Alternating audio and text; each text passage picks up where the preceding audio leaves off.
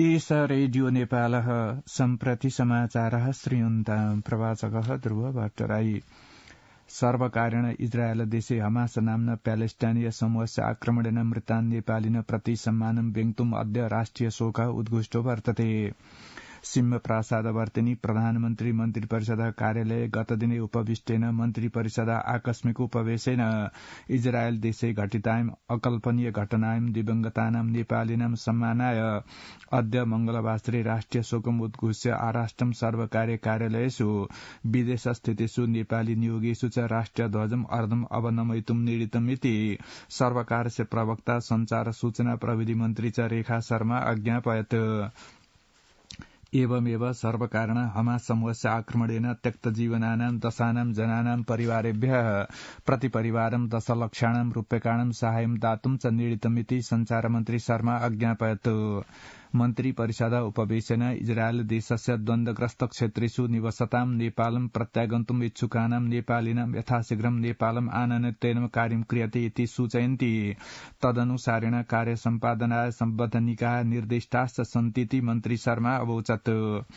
एवमेव परराष्ट्र मन्त्रालयेन इजरायल देशीय सर्वकारेण सह समन्वयं संस्थाप्य मृतकानां नेपालिनां शवानां यथाशीघ्रं नेपालम् आनयनाय प्रयतितुं नेपालं प्रत्यागन्तुम् इच्छुकानां नेपालिनां नेपाल वायुसेवायाः हिमालयन एयरलाइन्स वायुसेवायाश्च विमानस्य आरक्षणोड्डयनेन आनयनाय प्रवर्धनार्थम् इजरायल स्थितेन नेपाली दूतावासेन विवरण संकलय परराष्ट्र मन्त्रालयेन सह समन्वयं संस्थाप्य कार्यं कर्तुं च निडितमिति च मन्त्री शर्मा असूचयत्। प्रधानमन्त्रिणा पुष्पकमल दाहाल प्रचण्डेन ह्यः आहुति सर्वदलीय उपवेशे इजरायल देशीय घटनायां दिवंगतानां प्रभावं प्राप्तानां च नेपालिनां सम्बन्धे विमृष्टम्। सिंह प्रासाद वर्तिनी प्रधानमन्त्री कार्यालये उपविष्टे तस्मिन् उपवेशे सर्वकारेण इजरायल देशीय घटनायां निपतितानां नेपालिनां कृते विधीयमानस्य उद्धारस्य तत्सम्बद्ध प्रगतेश्च विषये प्रधानमन्त्री प्रचण्ड अज्ञापयतीति नेतारः अवदन्। उपवेशस्य पश्चात् संचारकर्मी सह नेकपा एमाले दलस्य नेता ईश्वर पोखरेलः प्रधानमन्त्री प्रचण्ड इजरायल देशीय घटनायां नेपालिनां पश्चातनीं स्थितिम् अज्ञापयत् इति चर्चयन् आत्मभि सन्तुलित रूपेण अग्रे वर्धितुं परामृष्टमिति अवोचत्। उपवेशस्य पश्चात् नेपाली कांग्रेस दलस्य नेता रमेश लेखकः सर्वकारेण इजरायल देशीय घटनायां निपतितानां जनानां उद्धार सहायतायै कृते विधीयमानस्य कार्य सम्पादनस्य क्रमे अतिरिक्तायां दुःखद घटनायां तत्रत्यः केऽपि नेपालिनः न निपतन्तु निपतितानां जनानां यथाशीघ्रं उद्धारस्य भवतु इत्यभिप्रायस्य परामर्श उपवेशे सहभागिभ्यो दलेभ्यः प्राप्ता सन्तीति अवोचत्। उपवेशानन्तरं संचारकर्मी सह नेकपा माओवादी केन्द्रस्य नेता हितराज पाण्डे अकथयत् सर्वकारेण इजरायल देशीय घटनायां प्रभावितानां जनानां सम्बन्धे विहितानां निर्णयानां प्रारब्धानां कार्याणां च प्रभावकारी क्रियान्वयनाय एव मूलतः उपवेशे बलं दत्तं वर्तते। प्रधानमन्त्रिणा पुष्पकमल दाहाल प्रचण्डेन इजरायल देशस्य भूमिगताश्रये विद्यमानेन नेपाली विद्यार्थिनः सह संवादः विहितो वर्तते। प्रधानमन्त्री मन्त्री परिषद कार्यालयात् ह्यः प्रधानमन्त्री प्रचण्ड इजरायल देशस्य भूमिगताश्रये विद्यमानेन नेपाली विद्यार्थिनः विपिन सुवेदिना सह समवदत्। प्रधानमन्त्रिणा स्वकीय सचिवस्य रमेश मल्लस्य अनुसारेण प्रधानमन्त्री प्रचण्ड नेपाली विद्यार्थिनां शीघ्रम् उद्धारो विधीयते एतदर्थं सर्वकारस्य सक्रियता हेतु निर्भयं स्थातुम् अन्दरोणत्। प्रधानमन्त्री प्रचण्ड सर्वकार त्रिभिर्दिवसे नेपाली विद्यार्थिनाम् उद्धाराय क्रियाशीलो स्थिति अभासत। राष्ट्रपतिना रामचन्द्र पौडेलेन इजरायल देशे विद्यमानानां नेपाली नागरिकाणाम् आवश्यकता अनुसार उद्धार स्वदेश प्रत्यानयनं मृतकानां परिवारेभ्यः सहयोगश्चेति विषयेषु जिज्ञासितं वर्तते। राष्ट्रपतिना पौडेलेन परराष्ट्रमन्त्रिणं एनपी साउदित्तिमं ह्यः शीतलनिवासम् आहूय तत्रत्यानां नेपाली नागरिकाणाम् अवस्थाय विषये जिज्ञासा व्यक्तास्ति। राष्ट्रपतिना पौडेलेन इजरायल देशे हमास समूहस्य आक्रमणे निपत्य मृतान् नेपाली विद्यार्थिनः प्रति श्रद्धाञ्जलिम् अभिव्यज्य तेषां परिवारान् प्रति सहानुभूतिश्च प्रकटितेति राष्ट्रपति संचार परामर्शदाता किरण पोखरेलः अज्ञापयत्।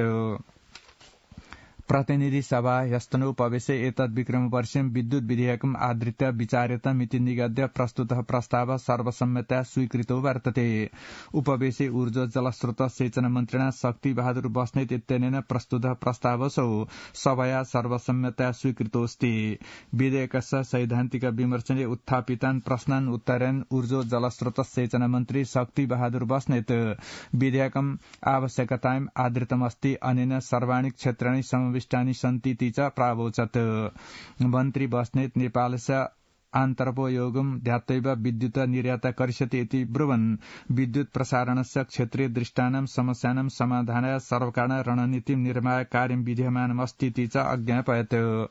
तत्पूर्वम् उपवेशस्य शून्य समये सांसदाः इजरायल देशे विद्यमानानां नेपालिनां तत्कालम् उद्धाराय सर्वकारम् अभ्ययाचन्त। सांसदाः प्यालेस्टिनीय विद्रोहिणां हमास समूहस्य आक्रमणे निपत्य मृतानां नेपाली विद्यार्थिनां शवान् नेपालम् आनेतुम् आहतानां उपचारं विलुप्तानां जनानां अन्वेषणं च तत्कालं विधातुं च अभ्ययाचन्त। उपवेशे सांसदाः पर्वोत्सवानां समये जायमान मूल्यवृद्धि कृत्रिमाभावस्य अन्तं स्थानीय स्तराणां कर्मचारिणां याचनाय सम्बोधनं स्वास्थ्य क्षेत्रे दृष्टानां समस्यानां सम्बोधनं चेति विषयेषु सर्वकारस्य ध्यानाकर्षणं व्यदधुः। प्रतिनिधि सभा अपर उपवेश अस्यैव आश्विनश 25 दिवसे बृहस्पतिवासरे दिवा 1 वादने बस्ता।